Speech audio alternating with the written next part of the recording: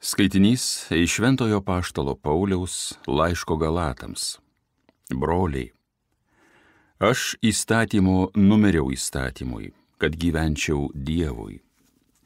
Esu nukryžiuotas kartu su Kristumi, aš gyvenu, tačiau nebe aš, o gyvena manyje Kristus. Dabar gyvendamas kūne, gyvenu tikėjimu į Dievo Sūnų, kuris pamilo mane ir paaukojo save už mane. Tai Dievo žodis.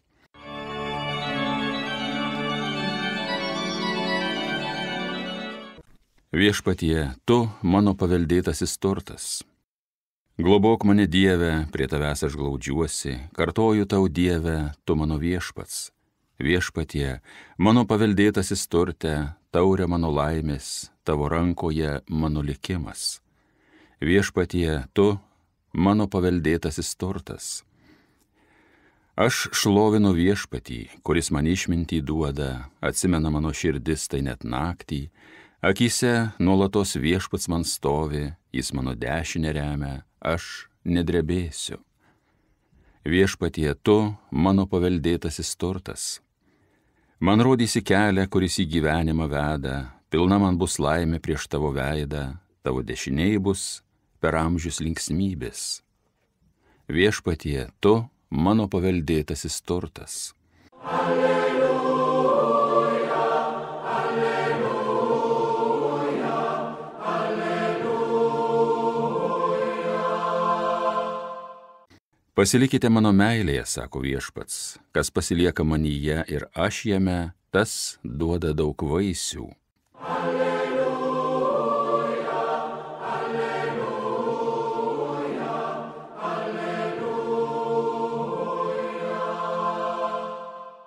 Iš Evangelijos pagal Joną. Aš esu tikrasis vynmedis, o mano tėvas vynininkas. Kiekvieną mano šakelę neduodančią vaisiaus jis išpjauna, o kiekvieną vaisingą šakelę apvalo, kad ji duotų dar daugiau vaisių. Jūs jau esate švarūs dėl žodžio, kurį jums kalbėjau. Pasilikite manyje, tai ir aš jumise pasiliksiu.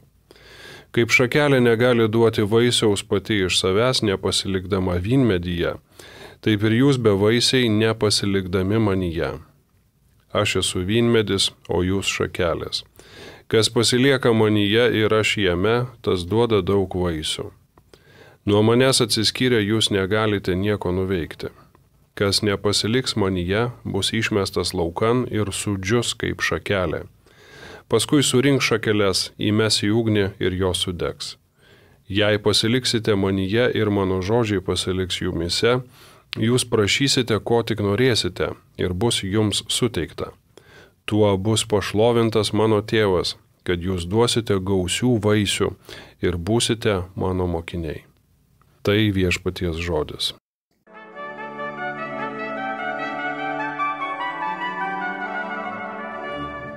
Jėzus šiandien kalba palyginimu, pagal kurį jis yra pasaulyje tarp žmonių Dievo pasodintas ir prižiūrimas vynmedis. Tai reiškia, kad jame susitinka dangus ir žemė. Per jį teka gyvybė iš tėvo. Žmogaus artumas su Dievu yra Kristuje. Be šio ryšio žmogus džiūsta kaip nupjauta šakelė. Ir tai yra pagrindinė šio palyginimo apie vynmedį mintis. Kristus yra būtinas ryšys tarp Dievo ir žmogaus. Buvimas Kristuje apima augimą, pokyčius ir ištvermę, nes šakelės vaisingumas yra Dievo malonės ir žmogaus atsiliepimo bendras rezultatas. Todėl Jėzus sako, kad kiekvieną mano šakelę neduodančią vaisiaus tėvas išpjauna, o kiekvieną vaisingą šakelę apvalo, kad ji duotų dar daugiau vaisių. Šioje eilutėje matome labai aiškiai atskiriamą tėvo ir sūnaus vaidmenį įsikūnijime ir atpirkime. Tai tėvas sprendžia apie vaisių kokybę ir jis daro tai, kas būtina, kad jie subręstų. Taip pat jis šalina tai, ką laiko nevaisinga. Galima stebėtis ir klausti, kaip sūnuje gali būti kas nors nevaisingo. Vynmedžio įvaizdis išreiškia visuminį Kristaus ir žmonių santyki. Buvimas Kristuje, buvimas vynmedžio šakele reiškia, kad žmogus yra Kristuje ne tik tikėjimu. Pirmiausia, juk ne žmogus pasirenka Kristų, bet Kristus žmogų. Per kūrimą, per įsikūnijimą, per atpirkimą visi žmonės jam priklauso, tai yra jo šakelės. Tačiau žmogus nors ir būdamas Kristuje, tai yra ontologiškai jam priklausydamas, gali būti nevaisingas. Nei krikštas, nei priklausimas bažnyčiai savaime negarantuoja vaisiaus. Reikia laisvo atsiliepimo. Yra įvairios atsisakymo, nenoro atsiliepti formos. Pavyzdžiui, žmogus gali žinoti, ko Dievas iš jo laukia, bet sąmoningai atsisakyti. Pasitaiko, kad žmogus turi aiškų pašaukimą. Viskas jo gyvenime buvo aišku, jis turėjo daug ženklų, gal netgi atsiliepė, bet galiausiai sąmoningai atsisako duoti vaisių.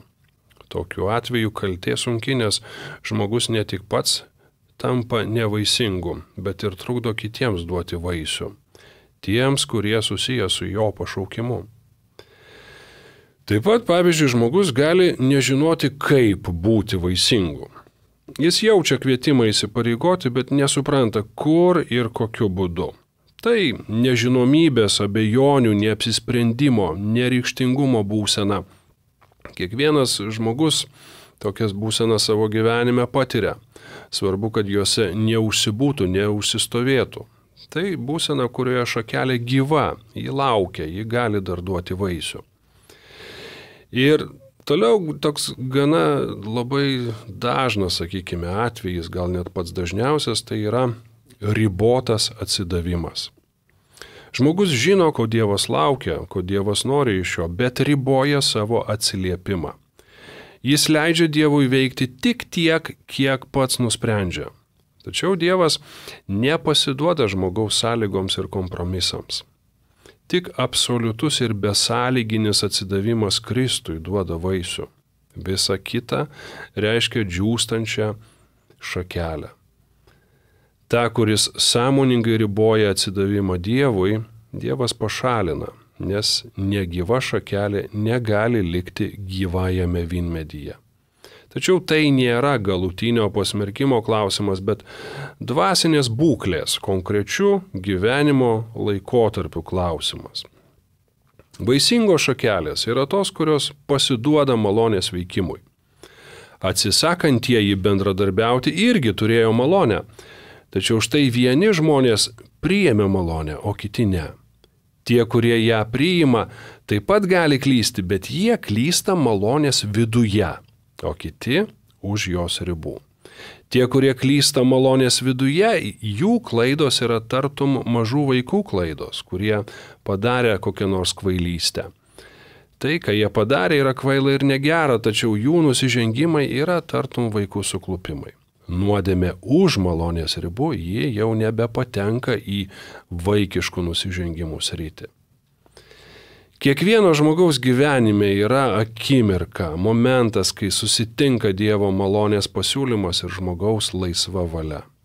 Tai konkretus vidinis įvykis, turintis gilias pasekmes. Arba gyvenimas tampa vaisingas Dieve, arba lieka išoriškai nors ir doras, tačiau dvasiniu požiūriu nevaisingas.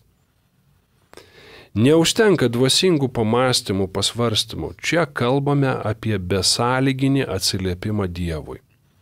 Tai sprendimo akimirka, kai žmogus visiškai negrįžtamai atsiveria Dievui ir taria jam taip, net jeigu viskas miglota, net jeigu daug dalykų nesuprantama.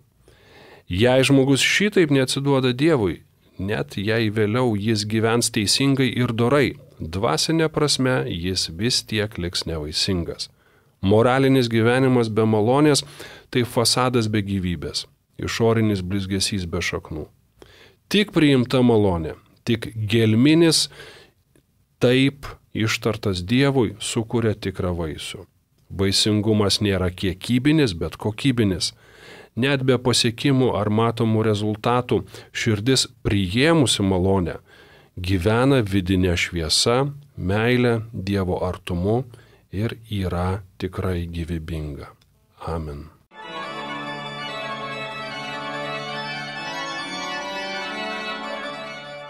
Homiliją sakė brolis dominikonas kunigas Bernardas Mindaugas Verbickas.